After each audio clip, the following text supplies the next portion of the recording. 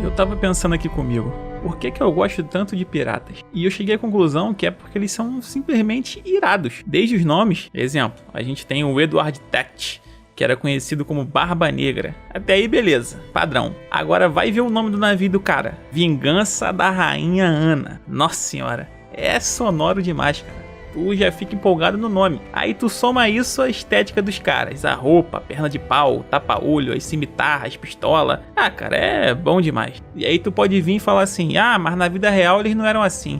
E eu lá quero saber de vida real, rapá. Mas então, até pouco tempo eu era um fã incompleto. Eu já tinha visto filmes, documentários, jogado jogos, lido mangás, mas um livro sobre o tema eu nunca li. Assim, de vez em quando, lendo fantasia, a gente cruza com a pirataria, né? Porque é um certo clichê o protagonista ser sequestrado e forçado a remar em algum barco pirata. Só que um livro exclusivo do tema e que abordasse essa estética da pirataria eu nunca tinha lido. Isso é, até agora. Meu nome é Bernardo e hoje eu vou falar de A Ilha do Tesouro, de Robert Louis Stevenson. Sirva-se de uma dose de rum. Se você não aguentar puro, mistura com Coca-Cola que fica uma belezinha e cola comigo nesse episódio. Normalmente, eu dou minha própria versão da sinopse, mas dessa vez eu tô com tanta preguiça que eu vou ler a sinopse da edição da Antofágica que tá lá na Amazon, que por sinal tá excelente, tanto a versão da Antofágica do livro quanto a sinopse. Aventuras em alto mar, traição, lutas de espada e uma caça ao tesouro eram coisas que não passavam de imaginação para o jovem Jim Hawkins, que vivia entediado na pacata hospedaria de seus pais. Quando um sombrio capitão se hospeda na Almirante Benbow, isso começa a mudar. Ele canta canções de marujos, parece paranoico sobre um marinheiro ameaçador e faz com que a estalagem seja tomada pela pior corja de bucaneiros que o garoto já viu. É então que o rastro de um tesouro real cai nas mãos de Jim, e resta ao garoto se juntar a uma tripulação de nobres cavaleiros e partir para a Ilha do Tesouro, em uma corrida contra os piratas. Eu acho que essa sinopse ela traz muito do tom aventuresco que é o livro, porque no fim ele é uma grande aventura da sessão da tarde. Dá pra dizer que se trata de um livro infanto-juvenil, até porque o autor criou o livro junto com o enteado dele. Se eu não me engano, foi o próprio enteado dele que desenhou o mapa original. Se eu não me engano, né? Porque eu li esse livro tem mais ou menos um mês aí, e essas pequenezas me fugiram aí da mente. De qualquer forma, eu fico imaginando como deve ter sido pro moleque participar dessa criação, ver o escritor dando vida à história. Cara, eu ia ficar maluco com uma parada dessa. Ainda mais porque foi o Ilha do Tesouro responsável por solidificar todos esses clichês de pirata que a gente tem hoje. As roupas, o papagaio no ombro, a perna de pau, as canções, o rum, tava tudo ali. E por mais que isso não reflita 100% da realidade, pra mim essa é a realidade agora. Na minha cabeça era exatamente assim. E mesmo a gente tendo exemplos de outras obras lançadas na mesma época, a que mais marcou foi a Ilha do Tesouro. E hoje pode parecer bobeira, mas é sempre algo que deve ser dito, é que o impacto que deve ter causado na galera daquela época é 100 vezes maior do que hoje, quando você for ler. Porque eles estavam lendo uma parada ali que nunca tiveram contato. Fora que hoje é tudo muito mais fácil. Por exemplo, eu tava com dificuldade de visualizar uma personagem de um livro que eu tô lendo agora. Aí eu peguei e coloquei o nome dela aí do livro no Pinterest e veio umas 100 imagens. Pronto, resolvi meu problema. Naquela época não tinha essas paradas. E levando em conta que a conhecida Era de Ouro da Pirataria vai ali de 1650 a 1750, por aí mais ou menos, e o livro é de 1888, a febre dos piratas já devia ter passado. E aí vem o Ilha do Tesouro para te apresentar uma nova ideia, dar a vida a essas histórias, e para ele ter sido tão bom e tão relevante para a época, ele tinha que conseguir ser muito marcante e certeiro em criar essa figura do pirata. E o livro consegue, cara. O autor conseguia passar a ideia que ele queria muito rápido, sem ficar perdendo tempo em descrições desnecessárias e tal. Eu conseguia visualizar perfeitamente os piratas, era tudo muito orgânico e provavelmente foi isso que tornou o livro um marco.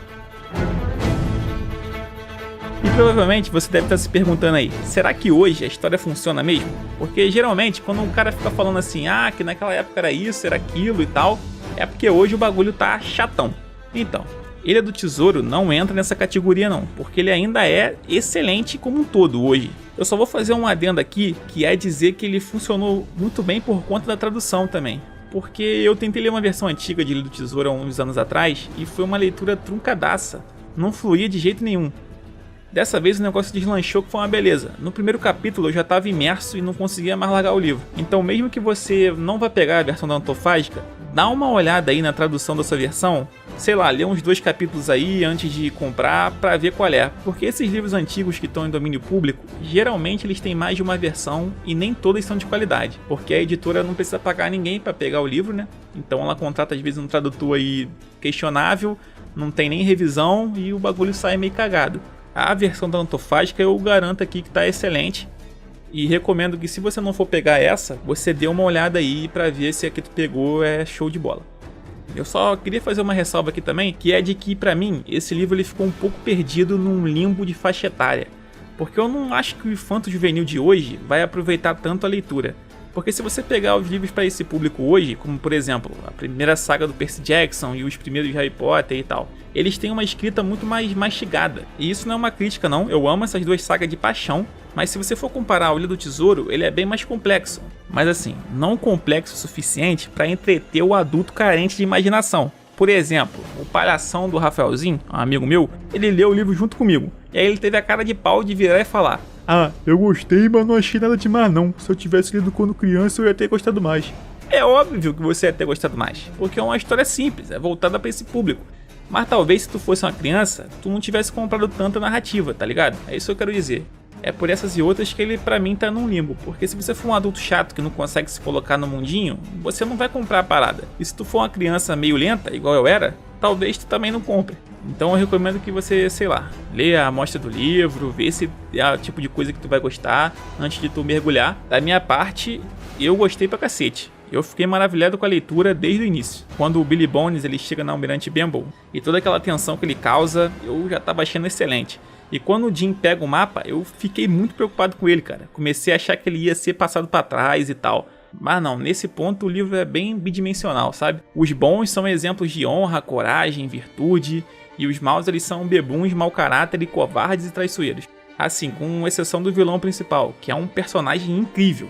Eu fico meio na dúvida se eu revelo ou não quem é ele, porque pra mim foi um pouco de surpresa, que eu tava meio desligado quanto a isso na hora, mas pelo que eu andei vendo, é amplamente divulgado quem é o vilão. Mas se você não quer saber, pula aí um minutinho, mas sinceramente nem precisa não. De qualquer forma eu vou te dar 5 segundos aí pra tu pular.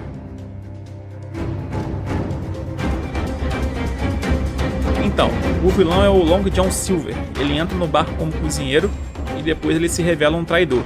Ele é um pirata assim como os outros, mas ele é extremamente inteligente e persuasivo. Tanto que o próprio Billy Bones, o pirata lá do início, morria de medo dele, porque o Silver tinha um poder muito grande sobre os outros piratas. Ele rouba a cena em todos os momentos que ele aparece, você sente o poder que emana do personagem. Tem uma cena em que os piratas eles estão meio que tentando se amotinar contra ele e ele consegue reverter a situação na lábia e é bom demais. Ele é um personagem muito completo e a figura dele é aquela figura central do Capitão Pirata. Aquele cara com um chapéu, com sobretudo, a perna de pau, que nesse caso é uma muleta, e o papagaio no ombro. Ele é uma figura muito marcante ao longo do livro todo e com certeza ele é um dos responsáveis por fazer a fama da Ilha do Tesouro também. Mas falando um pouquinho também dos outros personagens, eu também gosto muito do Capitão Smollett, porque ele consegue rivalizar bem e fazer um contraponto forte aí pro nosso vilão. Mas ele acaba saindo um pouco de cena durante o livro, então ele fica meio apagado, que eu achei um vacilo inacreditável, porque eu gostava bastante dele. E o Jim também é um personagem bem legal, apesar dele ser o protagonista criança que vai correr altos riscos e desempenhar papéis de adulto, ele não é irreal. Pelo menos não muito. Você compra a sagacidade dele e a maneira como ele resolve as coisas. O que também explica muito do sucesso do livro, porque com toda certeza os meninos da época se identificavam 100% com ele. Ele era feito pra molecada gostar dele. E quando eu digo em específico meninos, é porque o livro ele foi feito como uma literatura para meninos. Na época essa era uma linha bem demarcada, de um lado tem meninos e do outro meninas. Você não tinha uma obra que transitasse muito entre os dois gêneros, tá ligado? Mas sinceramente, dá pra relevar. Óbvio que na minha posição de homem é fácil falar isso, né? Mas eu acho que mesmo não tendo personagens femininas, dá pra você, mulher, se divertir. E é sempre bom também ver a sua visão aí da parada. Se você quiser deixar um e-mail ou um comentário, fica à vontade, que eu vou gostar bastante de ler e me inteirar sobre como pensam as mulheres quando se deparam com esse tipo de coisa, né? Que é uma parada datada que, entre aspas, não tem como você reclamar com o autor porque ele tá morto há, sei lá, 100 anos. Então não tem muito o que fazer que não mudar o que tá sendo feito hoje, né? Que sinceramente tem acontecido, as coisas já não são mais assim. Se você pegar o próprio Harry Potter, ele tem lá a Hermione, que é um personagem bem mais interessante que o Harry, diga-se de passagem, e que agrada os dois públicos aí de forma igual. o que é sempre melhor, né? Mas eu não tenho nem conhecimento pra falar disso, então vamos seguindo aqui. Eu queria fazer uma crítica, que é uma das poucas paradas que me incomodaram. Mesmo assim, é uma crítica de gosto pessoal, então ela talvez não te afete muito. É da sua percepção aí se vai te afetar ou não. A parada é que eu não consegui me desvencilhar da pergunta: o que aconteceu com os piratas do começo do livro? Porque o Billy Bones, ele é perseguido por alguns piratas e acaba morrendo e tal. Isso acontece logo no início lá. E aí o Jim acha o mapa e a história começa a se desenvolver. Eu senti falta desses piratas reaparecendo. O Cão Negro, se eu não me engano, que é um pirata irado que apareceu lá no início, ele desaparece, não volta mais na trama. E eu senti muita falta deles reaparecendo pra adicionar mais discórdia pra trama, sacou? O autor não dá a entender diretamente que eles iam voltar, mas ele deixa elementos ali que possibilitam a volta deles. Mas isso não acontece. Mas não é nada que estrague o livro não, ele é bem fechadinho e tal. Foi só um sentimento que eu senti aí, que talvez você sinta também, ainda mais agora depois que eu falei. Ou não, né? Ou depois que eu falei você já vai ler sabendo o que vai acontecer e não fique com esse problema que eu tive. Mesmo assim, a trama ela se desenvolve muito bem, é muito bom acompanhar o Jim, ele se coloca em risco muitas vezes de uma maneira imbecil, mas eu pelo menos comprei a ideia. Ele é uma criança e criança é essa desgraça aí mesmo. Ele é um personagem que segura bem o espírito do livro, a parada de ser uma aventura e tal, e mesmo ele sendo muito virtuoso, honrado e corajoso, você não se cansa dele não. Pelo menos no meu caso, eu torcia sempre pelo sucesso dele, até porque ele não vence sempre, ele apanha muito durante o livro e é sempre bom ver o crescimento dele como um todo. É bom, confia que é bom. Eu posso dizer tranquilamente que eu amei o livro. Ele não foi algo assim que vai entrar pra minha lista de favoritos da vida, nem nada, mas eu só tenho sentimentos positivos em relação a ele. Então provavelmente é uma leitura que eu vou refazer em algum momento. Ele é excelente pra curar ressaca literária, ele é rapidinho, facinho você termina a leitura. E daqui a uns anos, quando eu estiver meio cansado e tal, quiser relaxar, eu com certeza vou dar uma nova chance a ele e vou me divertir de novo 100%. Até porque ele é um excelente livro para curar ressaca literária, ele é muito rápido, muito ágil, é fácil de ler, então provavelmente em algum momento eu vou reler. Eu só queria deixar aqui estampada a minha burrice de comprar o e-book, porque tava barato, tava tipo uns 10 reais eu acho, ou 15, e eu digo burrice por dois motivos. Um é que a versão física que a Antofágica fez tá linda de morrer, tá cheia de ilustração, tem uma diagramação especial em algumas partes, e eu não aproveitei nada disso, porque as ilustrações em preto e branco ficaram assim, meio sem sal. Eu acho que colorido deixa muito mais bonito e tal, e até pela ideia do tipo de ilustração que tem, que é uma parada meio surreal, então eu marquei besteira aí. Fora que tem uma versão do livro que tá de graça no Kindle Unlimited, que é uma versão da Galera Record ou da Zaha, eu não me recordo não, mas é uma das duas, então eu poderia ter lido ela de grátis, entre aspas de grátis, né, porque eu paguei pelo Kindle Unlimited. Mas de qualquer forma eu não me arrependo não, porque eu gostei muito do trabalho do pessoal lá da Antofágica, então tá sucesso de qualquer forma. Inclusive a tradução também que eu já mencionei, que é excelente. Tá tranquilo, eu não tô me sentindo tão mal assim também não, foi uma parada que eu fiz ali que eu marquei uma bobeirinha, mas dá pra relevar aí na vida. Não vou ficar remoendo isso aqui não, apesar de já ter remoído bastante, né? Mas é isso, em resumo, leiam porque é bom demais. E é isso, esse podcast vai chegando ao fim.